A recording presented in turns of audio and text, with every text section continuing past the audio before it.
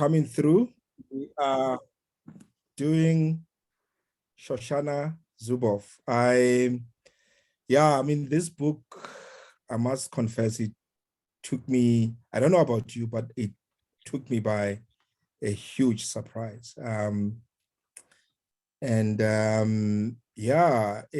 It really shook me.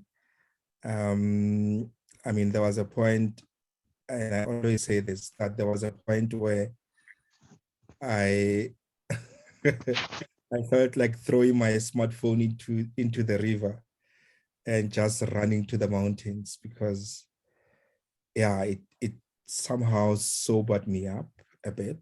But it's quite an amazing book, I think. And I'm looking forward to your thoughts. Yes, it's long. But yeah, I found it very intriguing. It really took me by by surprise. But so this is what I will do. I will do a 10-minute rundown of what the book is about, and then I'll open the floor for you to for your thoughts. And and I know others have already put a caveat to say they're gonna be diplomatic, and that's okay. But I think this is an important discussion to have, and I'm hoping that we'll all of us will feel free and open to to discuss what our thoughts and our views are.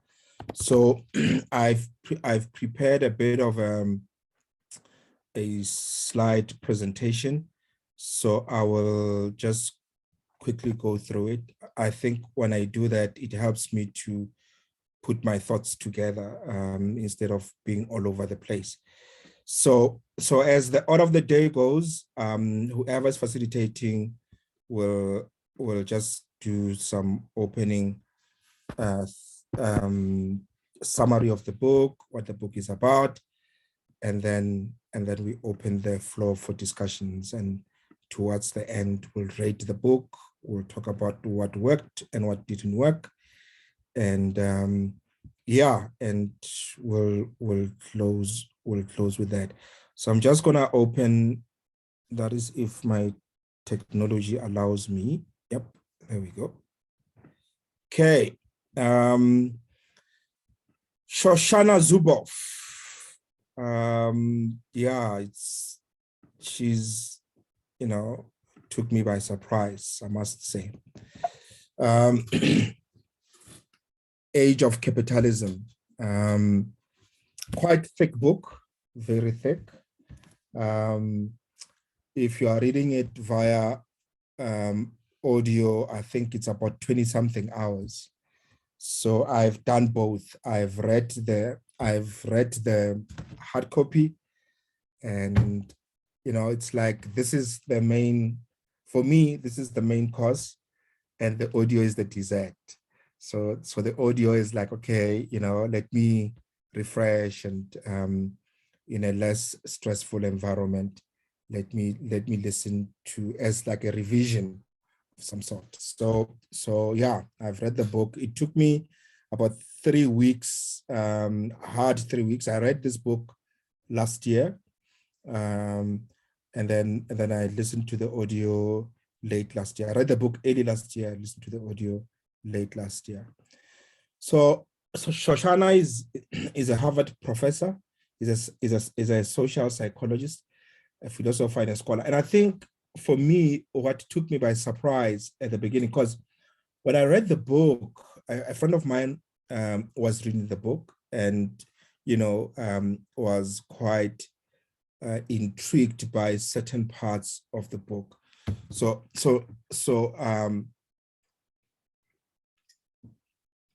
And so he would then show me certain paragraphs, and I'm like, you know what, I need to read the book. So when I read the book, I just bought the book and I jumped straight into it.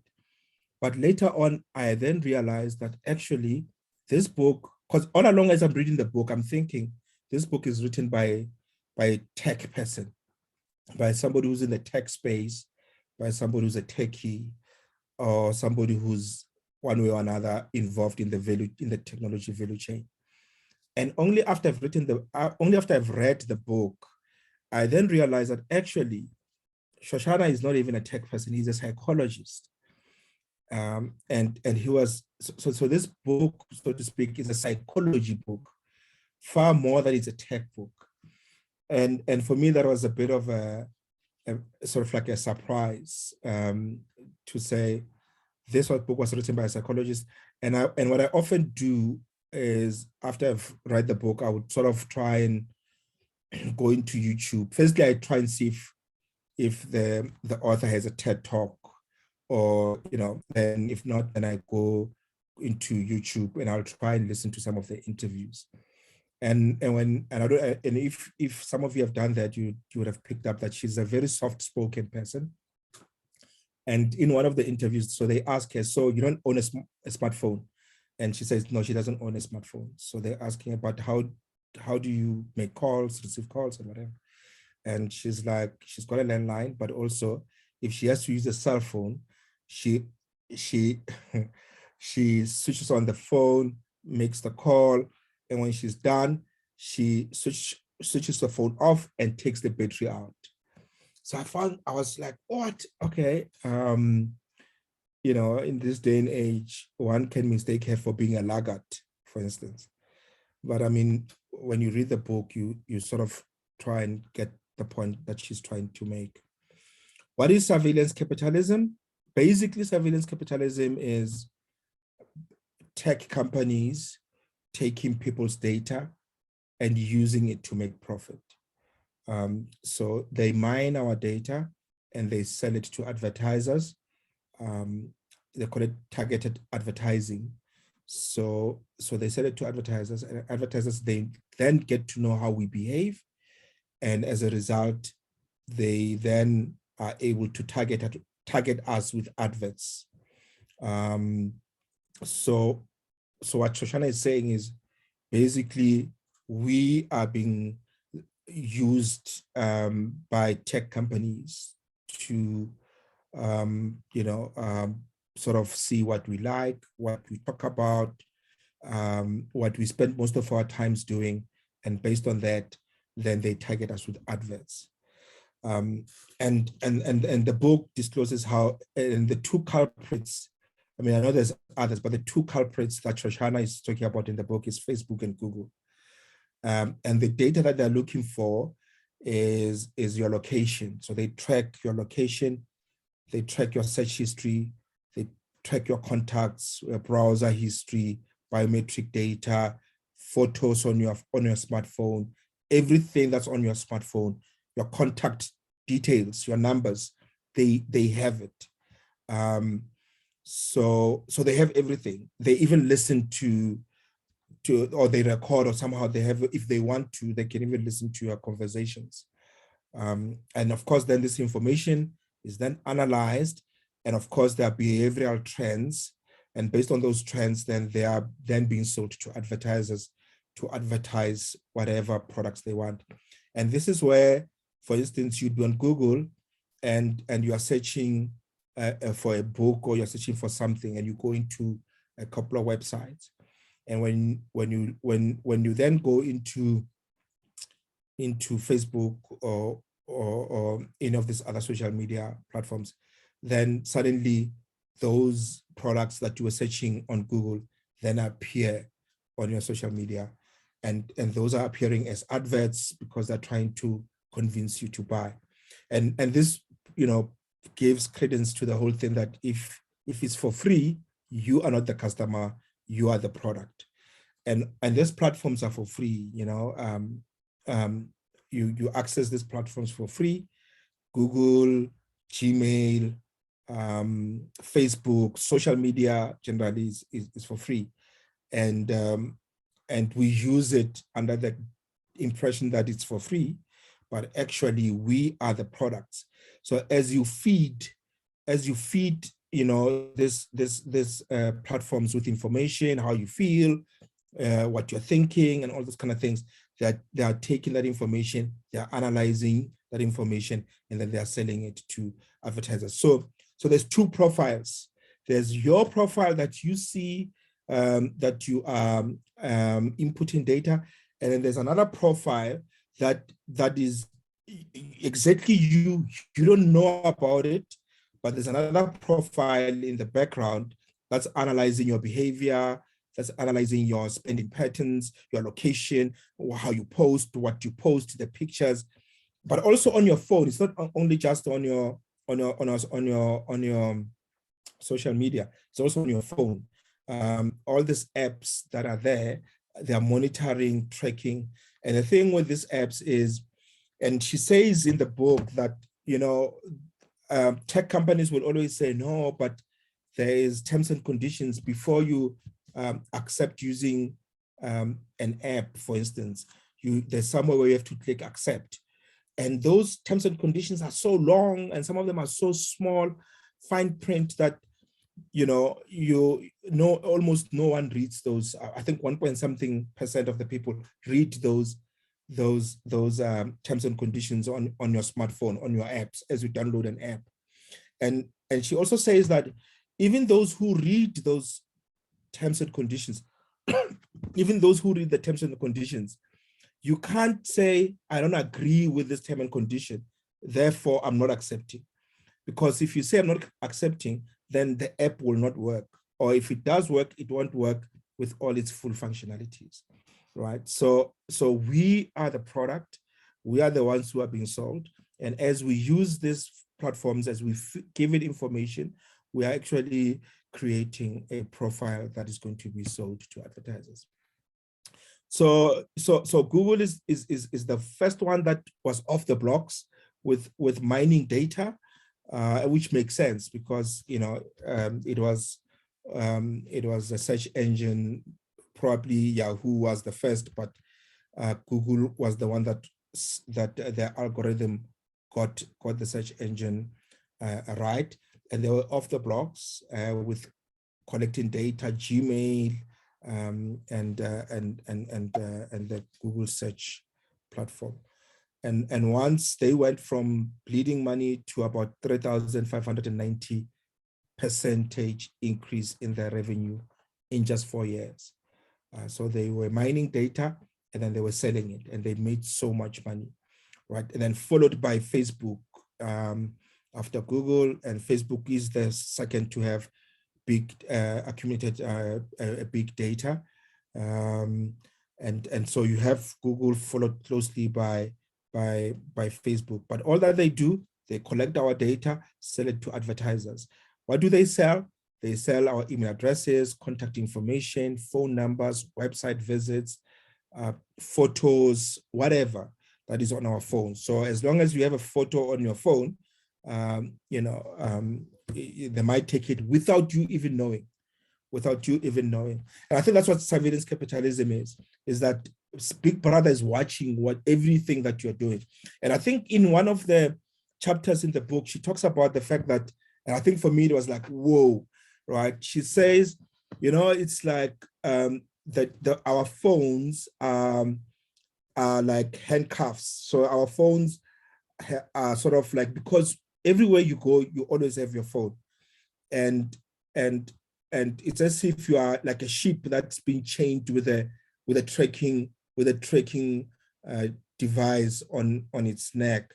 And with us as humans, we're not chained with tracking devices, but we are like sheep because we always have our tracking devices with us, and we carry our tracking devices, willingly, without anyone forcing us to carry our tracking devices.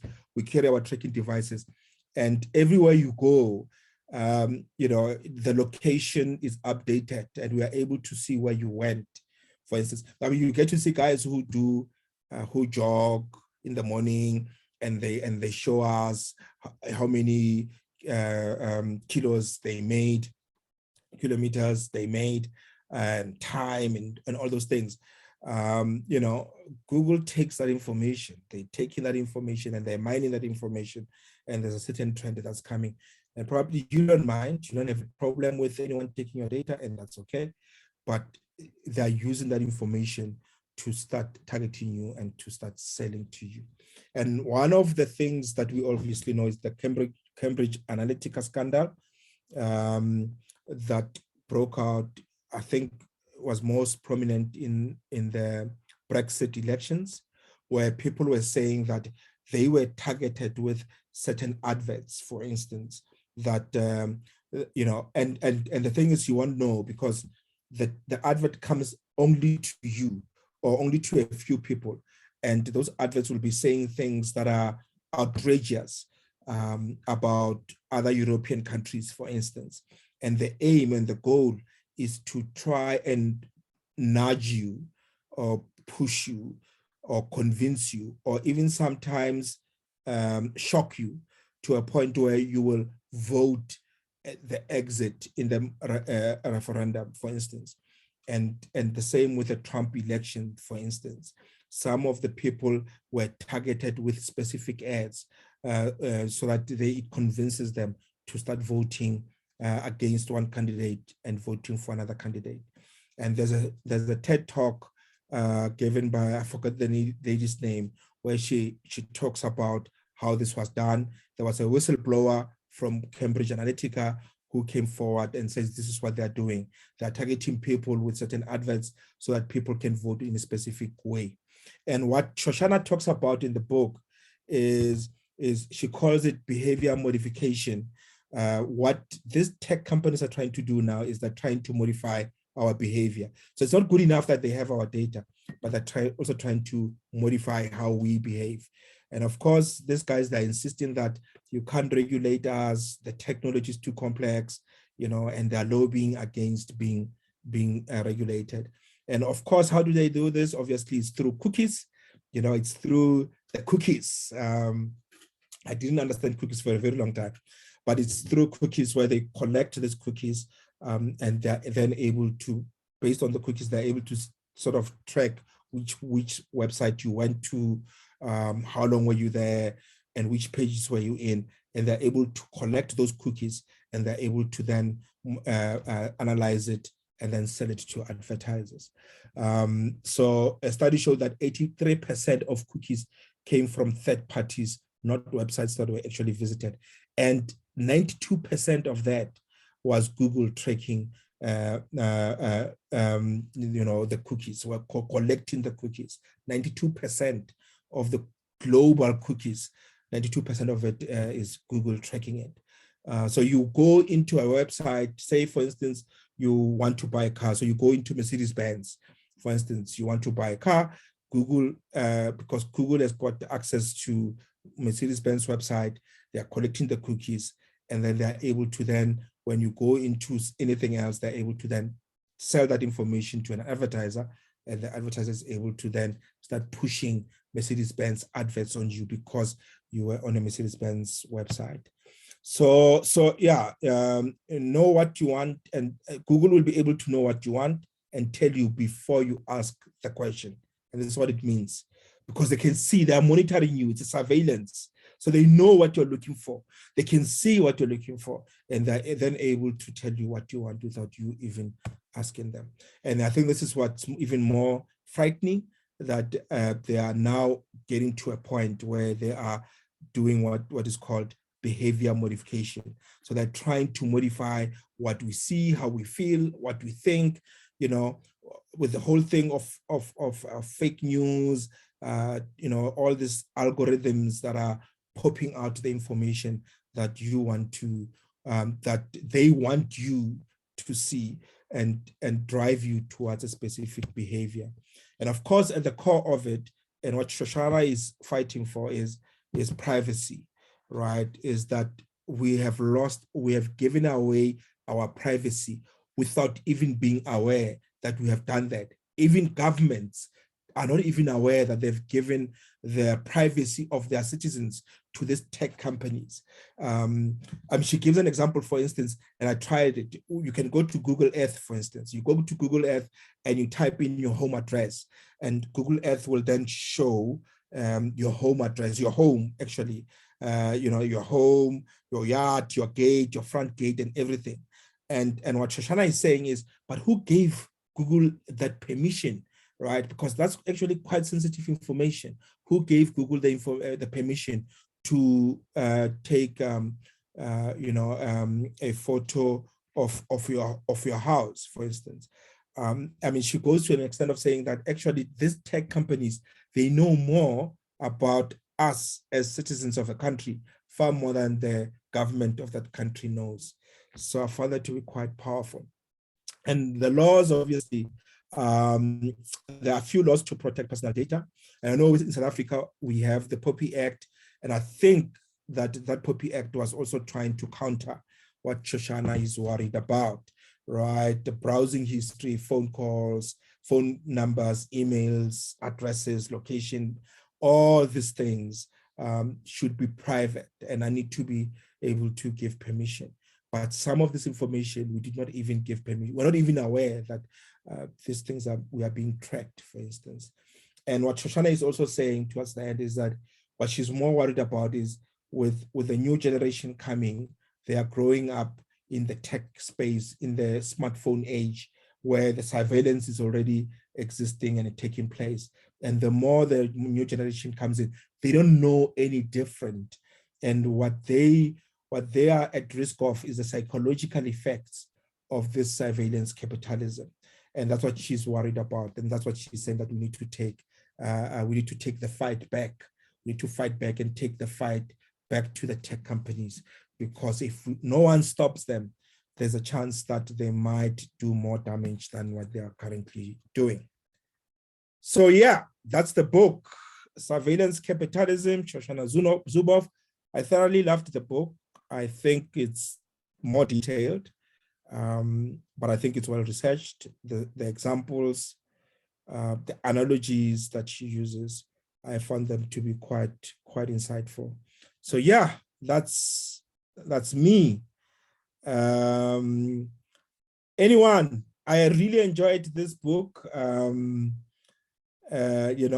enjoyed it. Anyone who wants to go? How did you guys find the book? Evening all. Yes, Mr. Kunene. Yes, I did buy the book. However, I couldn't read all of it. I read 3/4 of it, but I listened to more YouTube videos. Time was not on my side, but it's amazing how she looked at this whole surveillance capitalism. I wonder what prompted her to write the book. Very interesting that I know on my side, every third month on my Google account, I get a map of where I've traveled. So if my partner were to be checking where I go, she would find out exactly where I've been when, because it details everything and wherever I've been. And when I saw it at first, I thought, how do I switch this thing off? When you switch it off and you want to use Google Maps to go to places, then it doesn't work. Yeah. So you have to switch it on.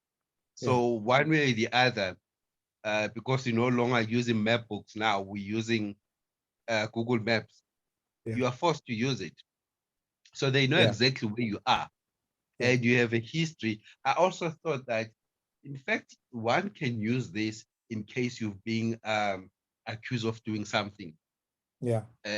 I wonder if this can be used at court. That no, at a particular date, I wasn't there, but I was at this place, and my Google Maps can show. That just came to my mind, if that can be used. Other than that, it is a good book, quite thick. I thought I would finish it, but with the load shedding and that, I just lost hope in trying to read the book itself. Then I went to listening to the audio YouTube videos, of which gave me a much bigger picture as to why she wrote the book and what it's all about. It is a wake up for all of us. Trying to fight it. Do we have a chance of fighting it? I wonder. I don't think so. Looking at the young ones, the youth who are attached to their gadgets, quite interesting if to find out if they knew all of this, would they go at it as they going now? Yeah, it is challenging. She's raising a good point. Interesting that she doesn't own a smartphone. She still use um landline, as you mentioned earlier. I deleted my Facebook account some time ago. I didn't want people seeing my photos and people tracking my birthday and that. I still have a bit of information there, but I'm thinking about it quite intensely. But it is a good book. It is a wake-up call for one to think about. So yeah, and I'm looking forward to hearing the views of others. But you are right. I think one of the things that the courts do use it, not most rather, but I know some of the cases are being solved by tracking. They are obviously get permission. They subpoena the service providers, MTN or Vodacom, to provide your location of your phone. So if you are on the and it's so accurate because it can tell where you were at what time. So if you're on the murder scene at a particular time, I actually know personally of people who were convicted and are serving life sentence now because when they were executing a heinous crime, one of the things that they were linked to the crime scene was through their cell phones, and they didn't know. So yeah. So they do use it.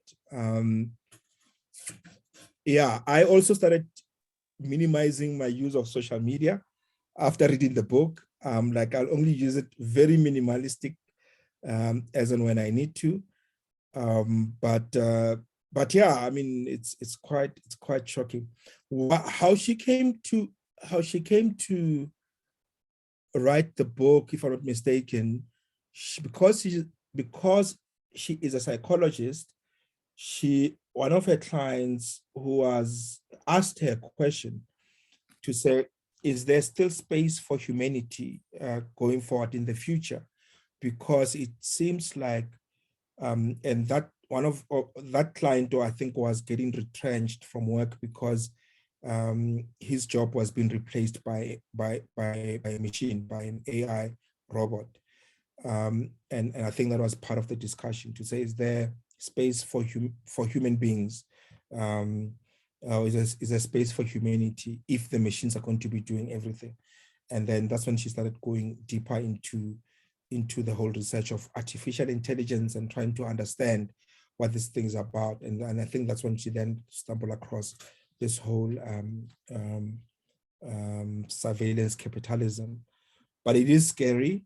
I feel like the only control you have is to switch off your phone, take out your SIM card. That's the only control you have, because if you want to use these gadgets, and these tech companies have created that dependency. So yeah, that's my thoughts. But thanks, Mr. Kunene. Yeah, it's a daunting book. Yeah, it's not I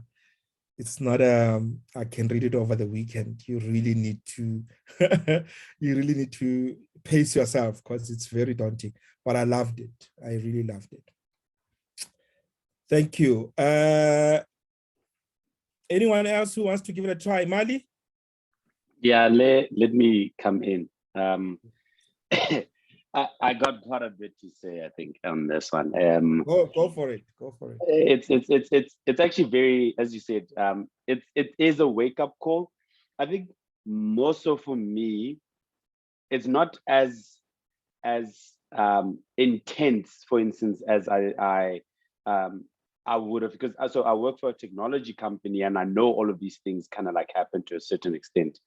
Yeah. But for me, what was sad, especially, was more around the how can I put it? You get a place like Google where you think, okay, Google is giving us the information that we want, right? And I mean, more likely than not, all of us here on this call have been helped some other way by Google. And it's not to say that, yes, they're doing, no, it's just, I think it's the cost of business, in that also, to a certain extent, where you work, there's certain type, or where everyone works now, there's a certain type of benefit that you do to a certain extent that creates value for someone else, and you get paid for it. And I just think that those guys, your Googles and your Facebook, that's basically what they did. Now, the only problem I had, or the biggest problem I had, was more around the, let's say, the spying on people, the not necessarily what they take, because I mean, at the end of the day, I can go and look at someone, let's say, on the road. I mean, there's people, in fact, there's people, and those people, I like, me and my younger sister, actually, we in the past would like to sit in a mall and order something to eat and sit by the entrance where we can see people passing and just look at people and kind of like, discuss people. But now it makes it a bit more personal, obviously, with the technology. But again, my problem has always been, and now even more so, especially with Google, now that I realized basically what they were doing, where, for instance, with they mention a part. So I read half of the book. I haven't finished it yet, but I'm still every day I put in my 30 minutes there whenever I can.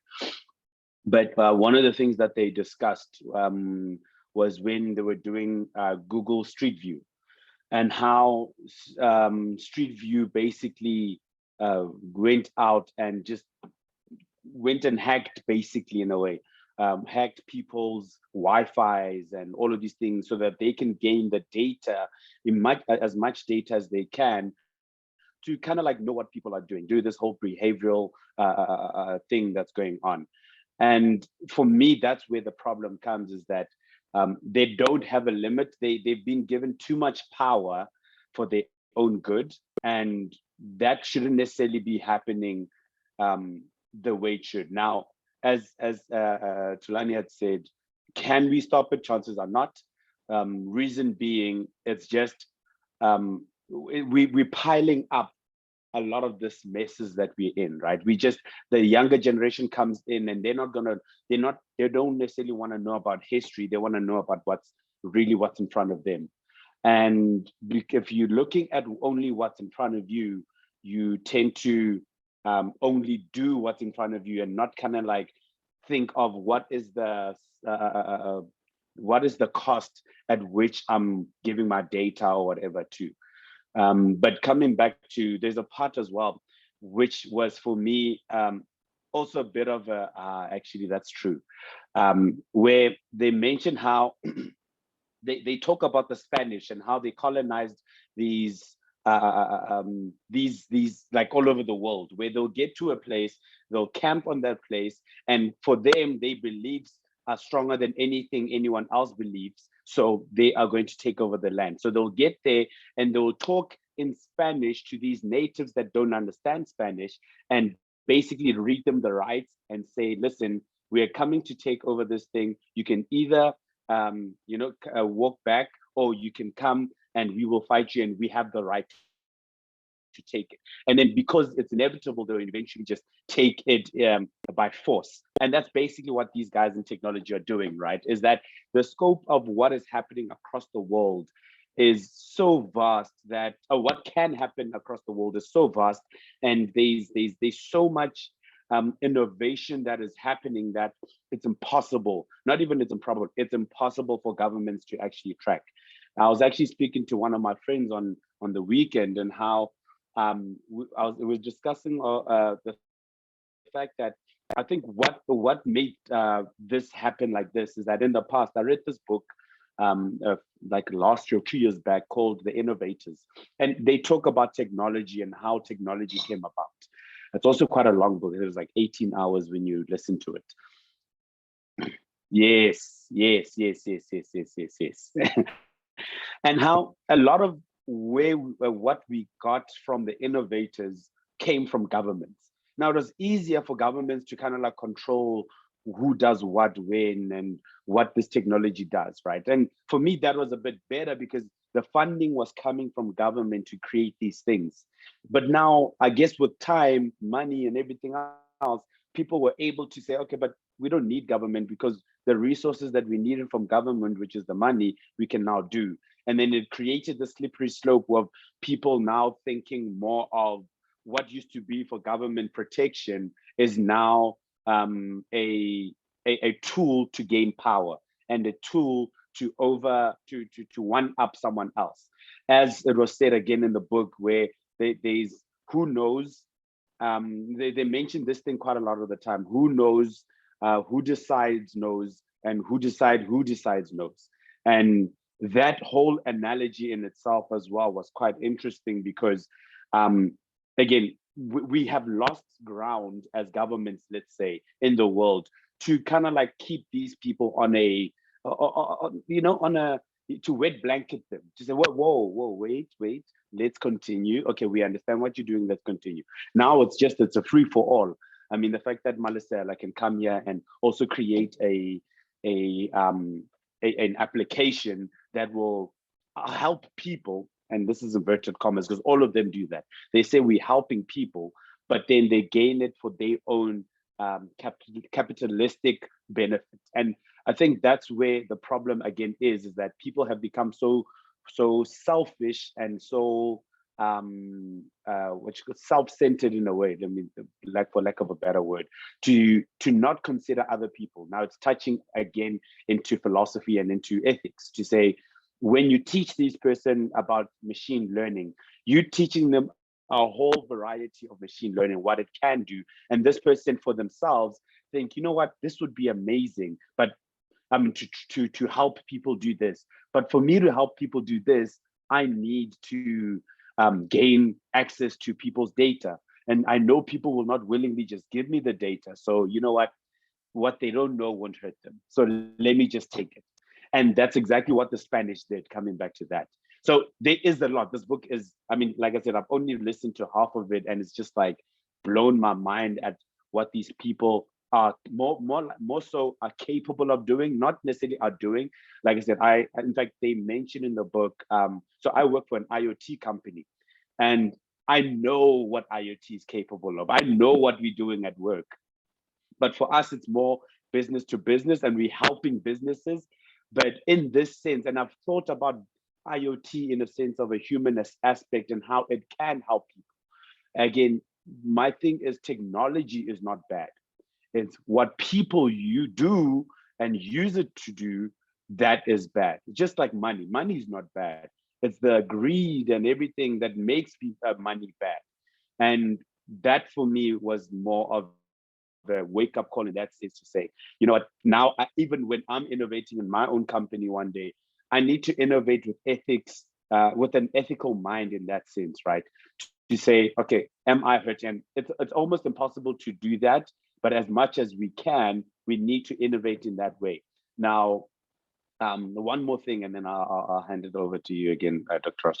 So I remember at work, we had a client that wanted to also get into the IoT space, and they wanted to integrate certain things to go to businesses, and to go to these, and there was a telco. It was a telco business that wanted to go into IoT as well. So we were doing this, those rat traps. And how those rat traps currently work is that there's a person that is a supplier of these rat traps and owns these rat traps, and you put them all over, let's say, the malls outside and everything else, and it traps the rats and everything. And sometimes it also just counts what the population of the rats are.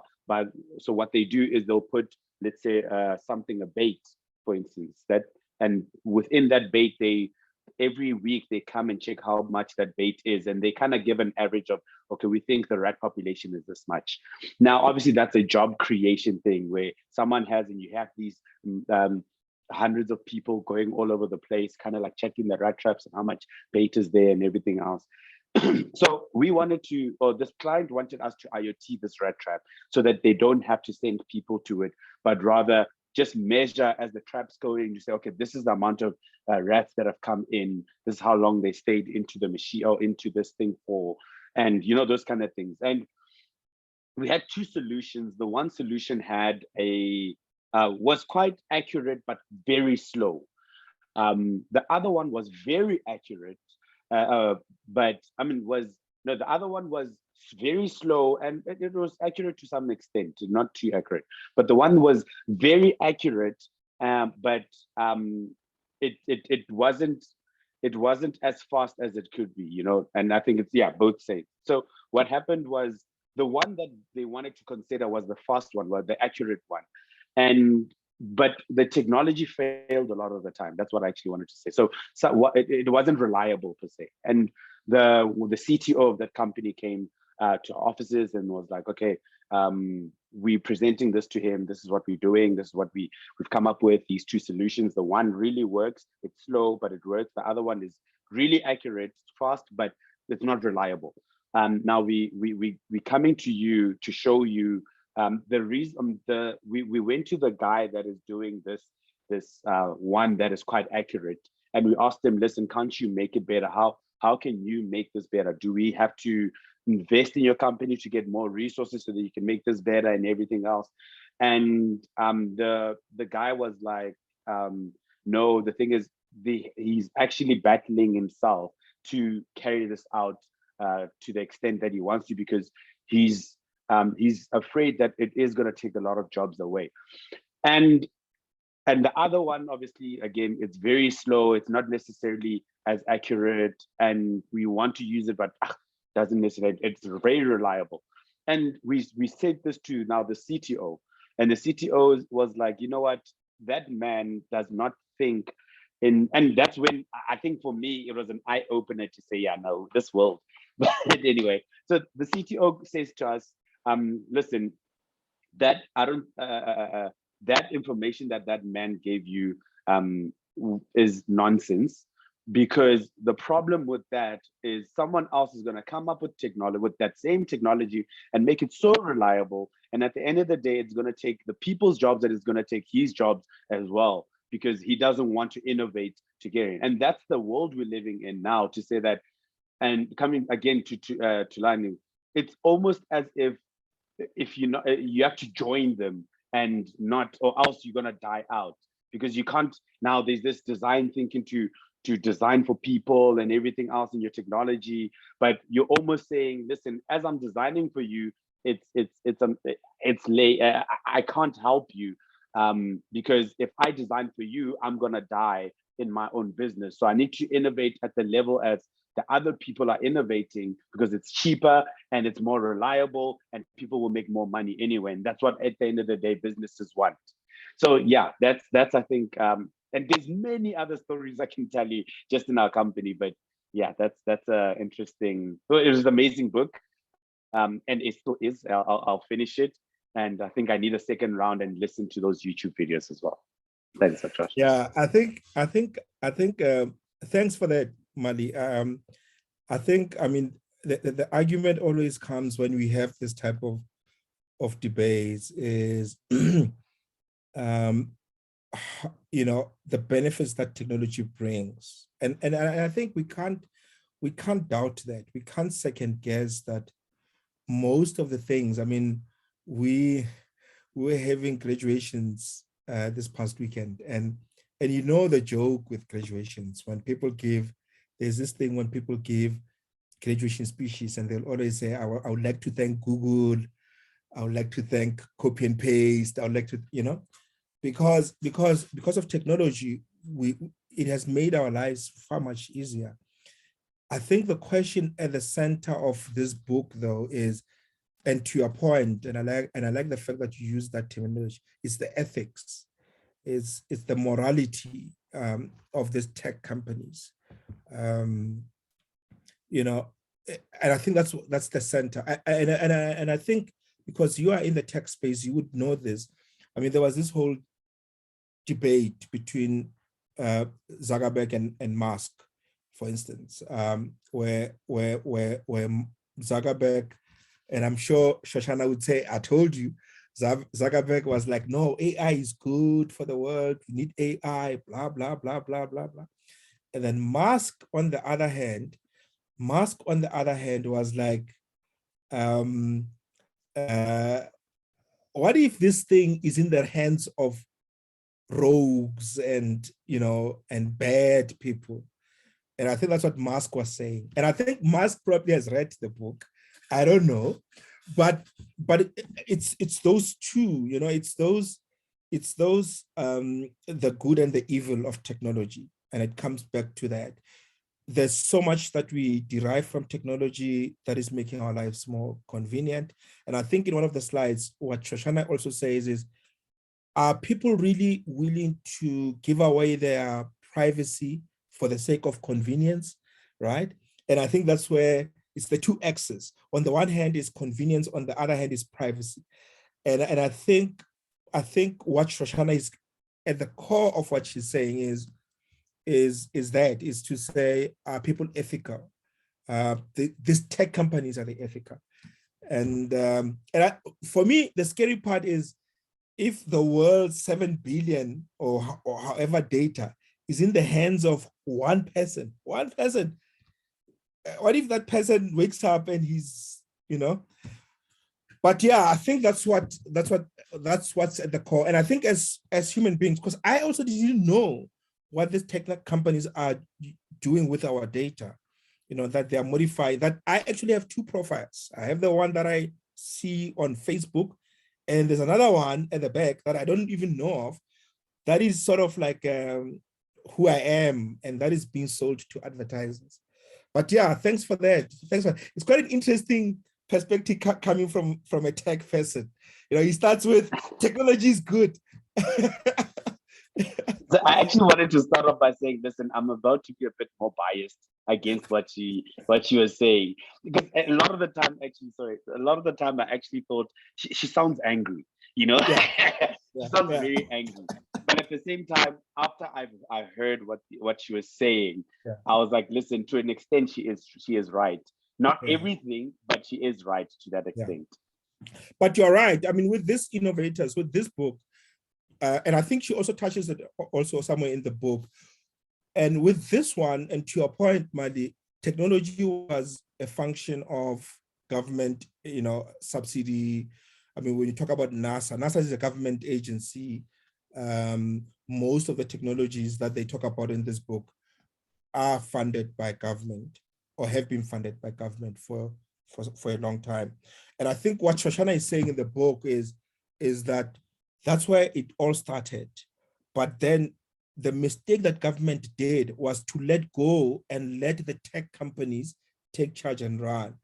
And what she's then saying is, it's as if we have to go full cycle, go back to government coming back now and being, I don't know if that will work. I mean, the internet is a government project, by the way. I mean, the whole internet, it was a government funded project. Even GPS. Even GPS, yes. It was a government, it was a NASA project. So yeah, absolutely. She's the question, and I think Tulani raised that question as well, was, what do we do? Do we destroy our smartphones? What do we do? What do we do, right? Maybe the last thing from my side, Dr. Sorry, there's so much. No, that's fine. Go for it.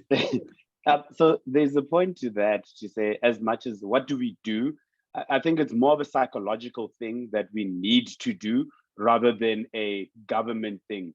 Government can never help anyone anymore right now, because the power that government had was the funding, Now, if you don't need funding, you don't need the government, because everything else you have for yourself.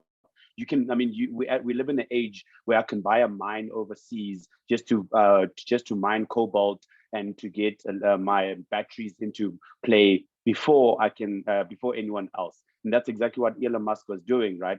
They bought shares into this Congolese, I think, company that mines cobalt for their batteries.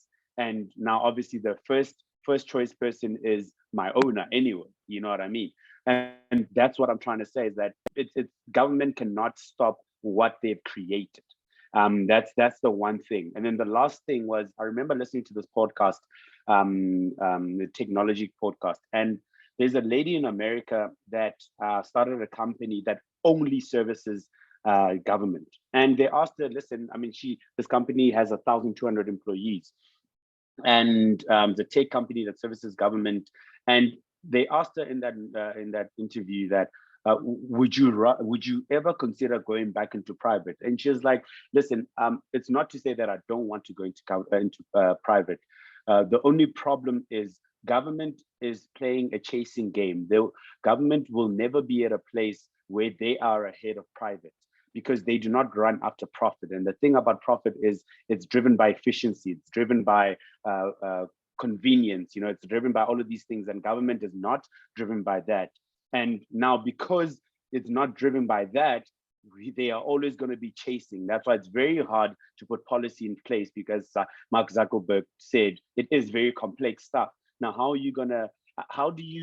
the question is, how do you govern ethics? You know what I mean? Yes, it's always been there, but the ethics are, you don't know what you don't know. So it's impossible to discover something if you're not even looking for it. And that's exactly what government is. They're not looking for profits. They're not looking for efficiency as much as what profits, as what private is doing. And therefore, they will always be behind, running after the guys that are in front, which is the private companies trying to look for all those profits and, giving back to the shareholder, as they say. Yeah. All right. No, thanks, Mali. Trini, you are next. But I think I wanted to say something, Mali said about that. I mean, and that has always been a cat and mouse game between government and innovators. Innovators innovate, government regulates.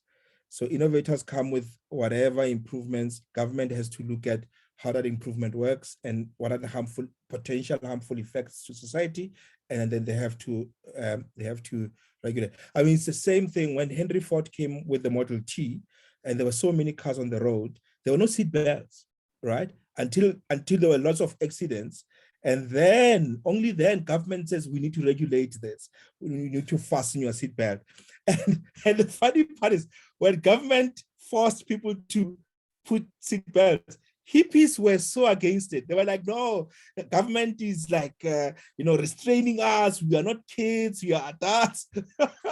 So it's so funny how this cat and mouse game, now with the whole self-drive cars, and I think Professor Marwala in his book, the Fourth Industrial Revolution book, he gives an example of, here's a self-drive car, an AI car. It's driving on the road. There's a child who throws a ball in front on the road and comes running to collect the ball. What does the self-drive car do? Does the car hit the kid, or does the car swerve and maybe risk hitting someone on the side of the road, right? And those are some of the issues that regulators have to grapple with, right? I mean, the best that government can do today was to say, no. If you have a self-drive car, you need to be behind the wheel. Even if you don't control the wheel, you just need to be there just in case. Like, I mean, what kind of a law is that, right? But that's the chasing game that they're having. So yeah, you're right. I mean, innovators innovate, government regulates. But thanks for that, Mali. Memakasa, I know you've got an interesting story to tell because you worked with Google, but because you don't want to burn your bridges, you're gonna play it safe. Arekwa. It's been tough. I'm even scared. So when I started reading this book, I thought it was like one of those easy books that we normally read, but I found it hard. Especially in the beginning, I thought, why would Dr. Roche choose this kind of book? It first read like a conspiracy theory. It was like I was having a conversation with my husband, because he is everything about conspiracy theory. It's him. So I thought it was something out of the dark web. But then as I absorbed the information, I just realized how insidious these entities or these organizations have been in collecting my personal data. And I remained ignorant throughout. I enjoyed the convenience of the latest technology, because if there's an app for anything, I want it. If there's an app for being productive, I want that. And as a consumer, I didn't realize that every privacy law permission that I granted to use all these various digital services, such as your water drinking app. Like my life is run by apps, you know, a running app, a period tracker, cloud solutions, even for my personal storage, and also for my business. I also use social media for business and personal. And I love taking pictures, especially for my experiences when I travel. I'm even a local guide, which is something that Google offers, and Google Maps, you know, so you feed information data about where you go, you give reviews, you sort of like improve the experience, the local experience for people. So the only thing I'm getting out of that, you know, it cannot be monetized by me as the consumer, but all I get is just a badge, you know, and with the hope that one day I'll be invited to Silicon Valley with other local guides. But what I didn't realize, which is like, I'm not okay right now, ever since I started reading this book, and I've been, I didn't finish it, but I've been also on YouTube, TED Talks, and also looking at the webinars that she's given, and also even looking at other people's reviews. And for me, when I look at every photo, video that is taken, it contains this hidden data, and it shows time, location, where the photo was taken, yes, and even the type of device I was using, the camera settings. It has all this information. It feeds it into this analytics machine. It comes with these algorithms, and in turn, it predicts my behavior as a user. And you can imagine now, if they have a couple of users, or actually thousands and thousands of users, and Africa is seen as this emerging market, and they give us these free tools, freemium tools. Gmail came as free. And then all of a sudden, for years, I was wondering, why is this cloud so free? And then now all of a sudden you can buy storage. Now all of a sudden we have Google Workspaces. So it started off as Google for, what was it? Yeah, but G Suite, for instance, you know, it started off like that. And now they built on that, and they had to invest. They had to make investments, give us something for free. And then in turn, they use that data that we do not know about. Those data sets allowed them to be able to come up with better solutions to make profitability for them, right? So, and then they had to teach us on how to use their products. So they cannot come up with a solution and invest in Africa until we know how to use their products. So that is the thing that I saw, and something that I picked up, and I feel like all along I knew it, but I was just ignorant. And now I'm thinking about my freedom, and I'm thinking about my agency, like I'm under threat. But I love tech. I love being connected. I don't know, like I'm just in this situation. I don't know, like, but I feel so naked when I think about there's this surplus data that is a tradable commodity for these entities. And I mean, even now, there's this thing called plus codes by Google. So you have, you know, you have your normal coordinates. Then you have, yes, you have Google Earth, you have Street View, but then there's this one, it's called plus codes. It measures even your square, where you are, like your square meter. By square meter, it can actually locate you. So people who do not have addresses, meaning that everyone, even if you are in the desert somewhere, there's no road, you can be found. And there is this actual digital address that one has. And I was discussing it with a business partner. We wanted to run it for local villages. And now one day when I was requesting an Uber from my house, I actually knew that, okay, oh, there's an Uber happening in Polokwane. We actually have an Uber because I hate Taxify.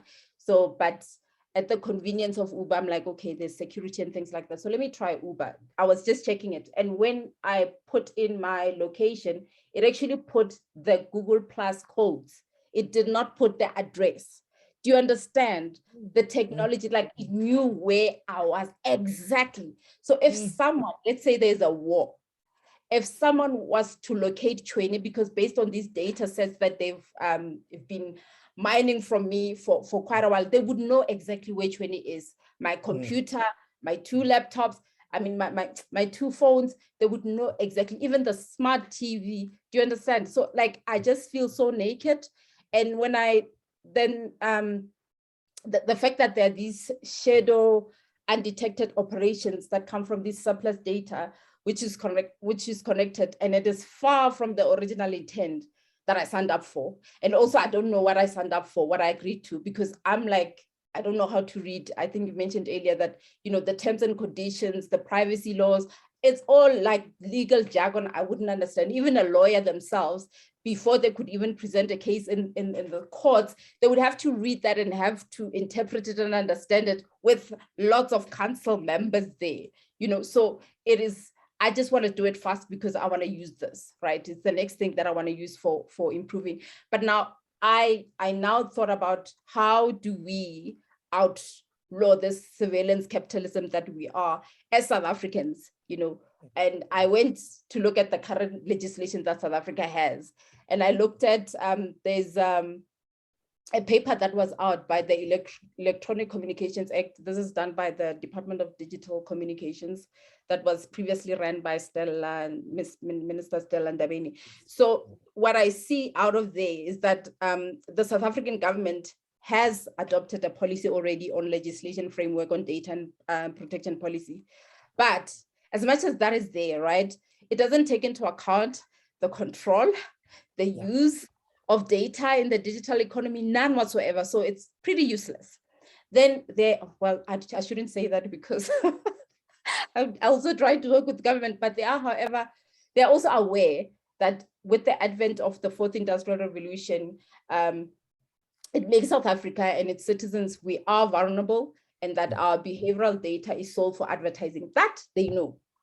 But what worries me is that they don't go as far as mentioning that this threat, the threat that comes with surplus data, which is used as intelligence against us. So they don't, that data, the surplus data that is not known, because we know that it picks up our location, it tracks the calls that come in. These are the permissions we give. Those are like things that we know that we are giving away.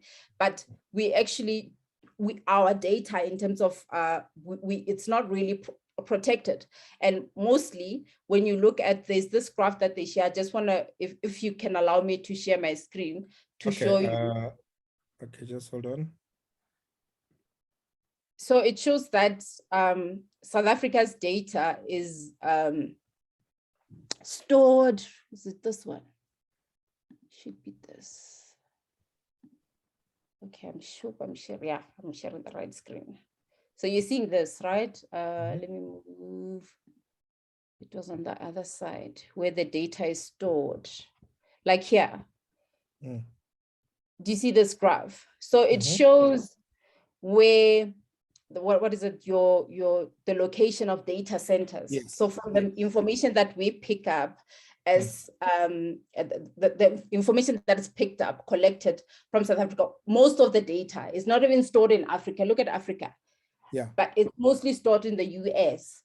And I would like to even say that with Street View, because I worked on Street View, driving in other countries. So even the hard data that we collected from different countries, we had to ship it to the UK, we had to ship it to the US, right? So all of this information is not something that South Africa knows that we are not storing this information, but I'm not confident that the legal stance that we have on trust and safety laws can actually assist us, and protect us as citizens, especially when we are going into, I mean, South Africa is trying to, wow, who's that? Tulani.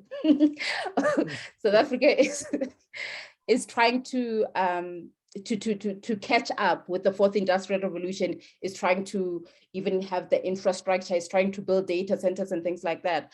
But I'm seeing that when I was trying to open new countries or even speak to persons about what we wanted to do and the benefit, the public benefit in having mapped areas or mapped country, especially in city centers, you would have this one person or these two guys who would say, no, but you would be, it's a data breach. You know, I don't want my house to be seen or to seen by Google. You know, like that. There's that. Then because I was being paid, yes, but I also didn't understand this thing that I didn't even know about this surveillance capitalism as a theory or even as a form of practice by these big companies. I would have understood better as to why certain people would say, do not drive around our military area, do not drive by the King's Space, by national key points, you know. So now when I look at this this framework, and yes, it does not take into account the use of data, where it's stored. And I don't see, Malisela, you said that when it comes to government, we are always trying to catch up. So we are reactive in a sense. Our laws are reactive. We are never innovative because we work on, like, there's our profit, where our profit is service delivered. Whereas in the sense of privatization or private companies, profit is money, like they need to make money. Where here they give you a budget from our taxes, and so there's no stress to innovate at all. There will always be money because citizens are being taxed. So now I see that I'm in a position where I'm conflicted. I'm trying to understand, yes, as an individual, and also as a South African who somehow is in a love-hate relationship with my government. How can we get to a point where we do not leave this responsibility of protecting us from the surveillance capitalism and the surplus data being used? How do we then work with them to actually get to a point where we are safe, we own our data, we own how our data is used, and for whom and how it's stored and where it's stored? So I don't have, yes, I don't have confidence in the GDPR that's been passed by the EU. It seems like it's just a broad policy for people to look at. And then, yes, we also have the POPI Act, but I don't feel like they can protect us. So it's unsettling that this where we are currently. And I feel violated. My privacy is violated, and I don't know, but it's I love the book. I definitely honestly love the book, and I love this lady. Thank you so much for introducing her to me. It has awakened me, because I was literally just ignorant, a consumer. I knew that there are these privacy, data, trust and safety laws, the ethics that come with AI, you know, because AI, you have to feed all this information, you have to collect people's data. There's data mining, you know about this. There's IoT that Malisela mentioned. So technology in its own, as where we are currently, it's just, it thrives, or it thrives and on people's data. And the data, the way it's collected, it's actually a breach of personal space, our digital space. So metaverse, Lord, I don't know what will happen to us. Yeah. Let me stop sharing. It's getting worse and worse. Eh? No, it doesn't get better. Like, I'm not sleeping well. Yeah, no, they say data is the new oil. So I guess that's what they mean, eh? That there are people who are mining this thing, and we are just willingly giving it to them, like on a silver platter, like willingly, you know. I actually asked, I see your hand, Tulani. I actually asked Professor Marwala about the same thing, because I think when we were doing his book review, I think sometime last year, we invited him to come and we had a discussion with him, which is something that I think we need to do also. We need to get one or two authors to join us. I'm actually thinking of getting this guy to come and join us, but we'll talk about it later. So I asked him to say, you have got a PhD in AI, you know what's happening, all these things that I'm talking about of data privacy. So, and you're on social media. So what's your view? So he says, no, he's aware, but he's only feeding the monster, but he wants to feed the monster, not everything, not personal private information. And I think that has always been my approach. I'll feed it what I want to feed it, but I'll not feed it my personal information. But I don't know how you can draw the line to say, okay, I want to buy a car, so I'm not going to go to Mercedes-Benz. You know, I'm going to go to Mercedes-Benz website because I want to see, and that's personal, right? But yeah, it's unsettling. Like I said, when I was reading this book, halfway as I was reading, there was a point, and Shoshana is very good with analogies. She's got this way of spinning this analogy, and you get it. Like when she spins an analogy, when she said it's like dogs with a leash, a electronic leash on them, we are able to see where the dog went, right? Every minute of it. Us human beings are like dogs. The only difference is this leash is self-imposed. It's not someone else forcing us. We are monitoring our movements ourselves, you know, and we are giving it to these guys. I thought I'm leaving this thing, I'm running away, I'm not, you know, but like Mali was saying, what else can you do? Because these things are supposed to make our lives easy. But thanks. Tulani, let me give Shama a chance and then I'll come back to you. Just hold that thought. Shama? Good evening, everyone. Do the right thing, Shama. Do the right thing, Shama. Do the right thing. Can you see me? Yes. I was in a very dark room, but the lights are on now. Yes. So I'm like 20. I couldn't push through. I tried in the beginning and it was not making any sense. So I decided to just put the book aside, and because it's sort of not my kind of things that I like reading, so I really couldn't read, but I've just decided to show up because that's what we do in life. We show up whether you read the book or not, and just listen to everyone. And it's been really enlightening to hear everyone's input. And it sort of reminded me of a show on Netflix, I think called Social. I think it's about social media, and it just talks about how these people are following us around and all of that. And like how Dr. Roche said in the beginning, that if you're not paying for it, you are the product. And I think that's what we really are, you know. And I think after listening to everyone, I will go back now and read the book because I have a bit of light. And yeah, that's all there is to say from my side. You know that you're a product, Shama? I do. No, I'm saying before this, did you know that you are a product? Like, you know, did you know that, you know, this thing that you get for free, actually you are the product? Yeah, I think you've mentioned that in one of our classes, one of our Lora classes. So I've always known that. Yeah. I've always sort of known, like, if you're not giving anything, you are the one that's the hook, you know? And I mean, it's like, for instance, you can't even use the banking app without turning on your location. Even just the banking app, like, we are being used, and I don't see how we can we are being used, you know, and I don't see how we can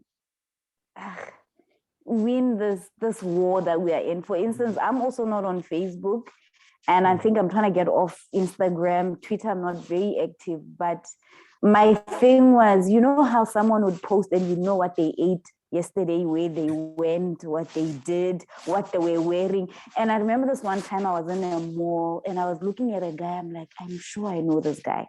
Later, I'm like, oh, from his Facebook, because he posts everything else. I'm like, I don't want to be this person. That's why I left Facebook. But other than that, we are just like on the chessboard. They're playing around with us. And I don't know if there's anything we can do, honestly. Yeah. I mean, the book, though, I mean, it's written by an academic. I mean, it's well researched, definitely. But remember, Shoshana is a psychologist. She's a philosopher as well. So, and she hits very hard. I mean, this woman hits very hard. She pulls no punches. She, once the punch is there, it's there. She's not holding back.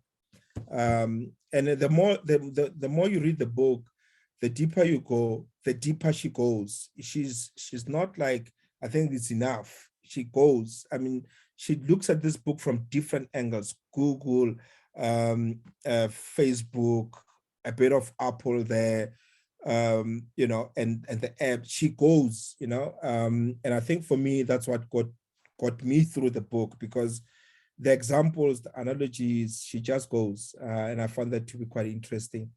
Thulani, you wanted to say something? Yes, with 20 there, I was trying to increase the screen so I can see those stats, and I wasn't aware that I was able to draw something there. But other than that, just to add on a few things, on one of the things that she talks about is that Ford as well, they want to sell their cars cheap, but also include a way of tracking the data. So it's no longer about cars now. It's about tracking this data. So when you drive, the vehicle is tracking your data. So it's now competition between Android and Ford and whoever wants to get this data. Currently, they say that us who are using Android, we give 90% to Google. So Google owns about 90% of the data that they're getting from Android. So everyone is fighting for this surveillance, and I wonder where we're going to end up with this, because as you mentioned earlier, we just need to feed the monster what we think is good for them, not everything that they want. Yeah. In fact, Thulani, interesting you say that. I mean, I was listening to a podcast a few days ago, but I mean, I've heard this before anyway, where they're saying that cars today, you know, I used to have a mechanic. Let me short. So I used to have a mechanic. I grew up, this guy was fixing my dad's cars when we were young. So when I started working, I started using, you know, one of the cars at home, and he would fix it. Pralolo. Now that guy can't fix any of the new cars today. He can't. Like, he's clueless. Like, what happened to you, brother? Like, the cars today are complicated. They tell you about computer box and what.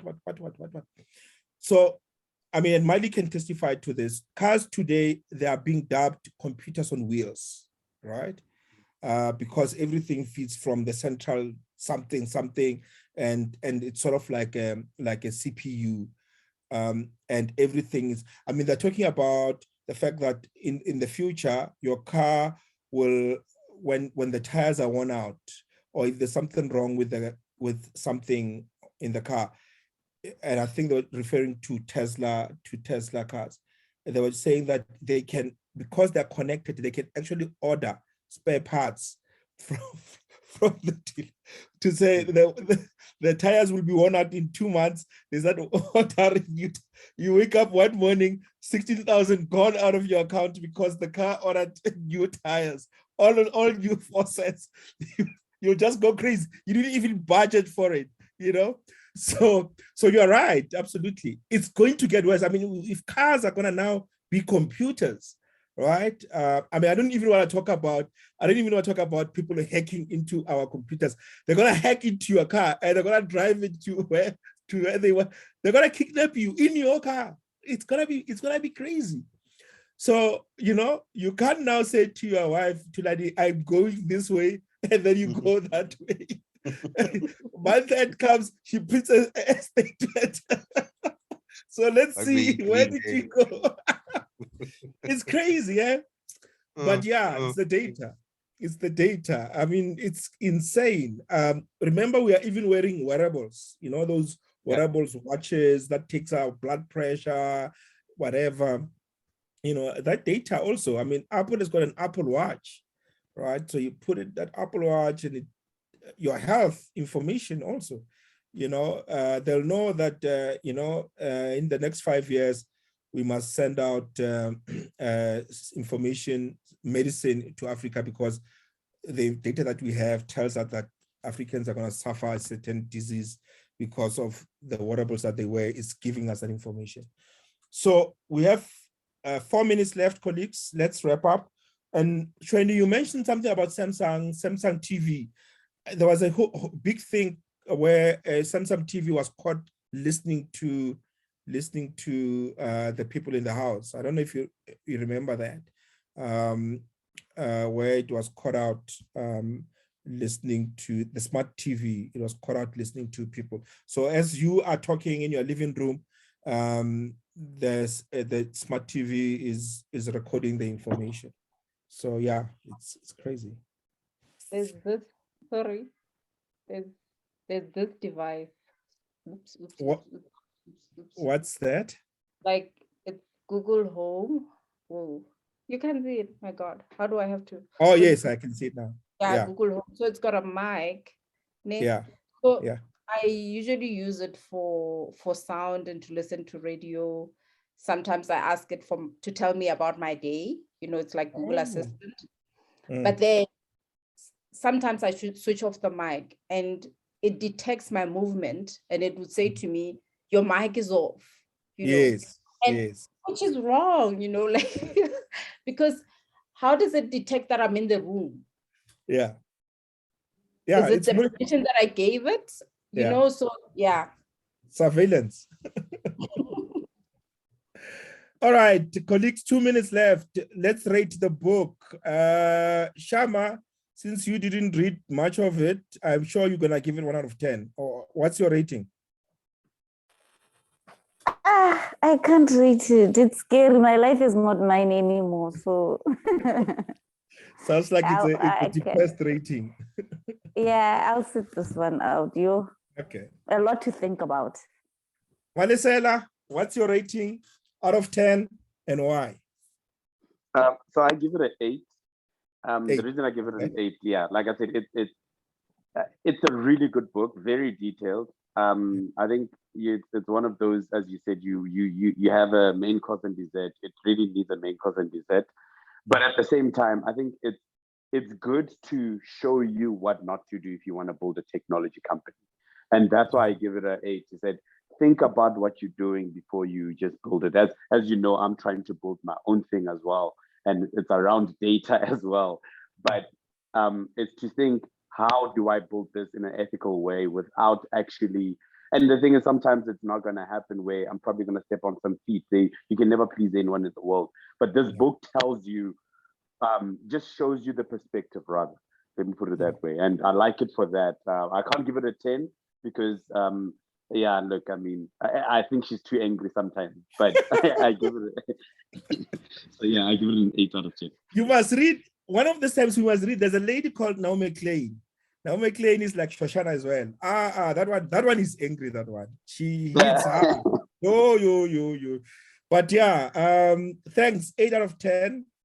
Shama is like, I'm not coming to the party on this one.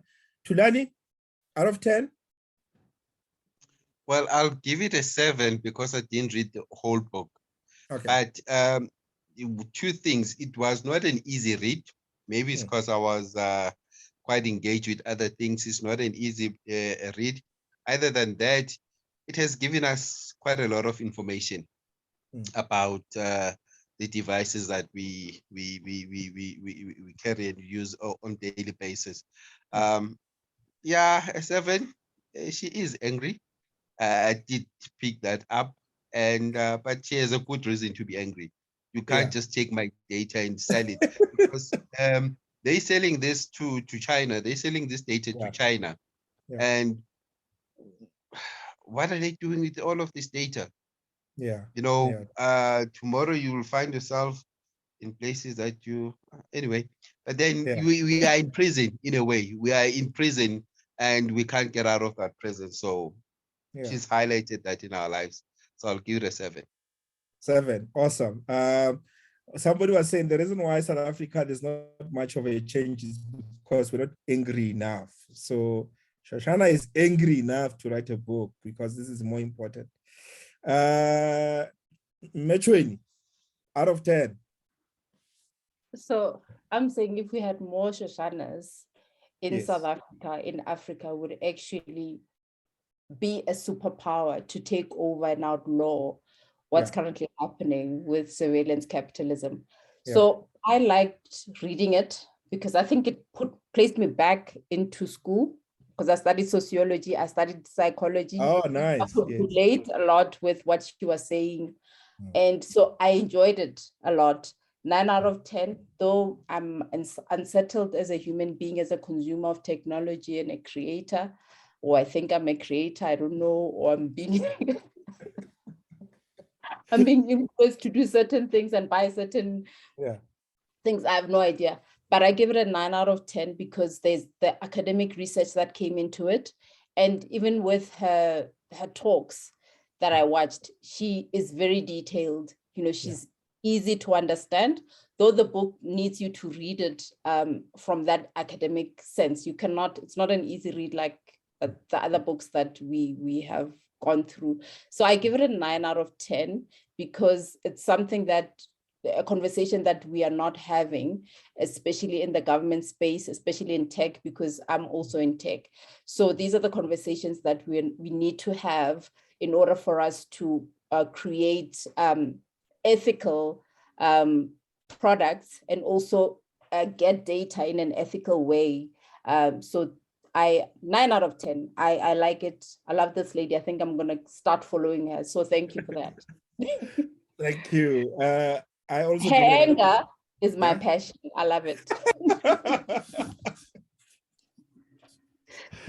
Thanks, Memakas.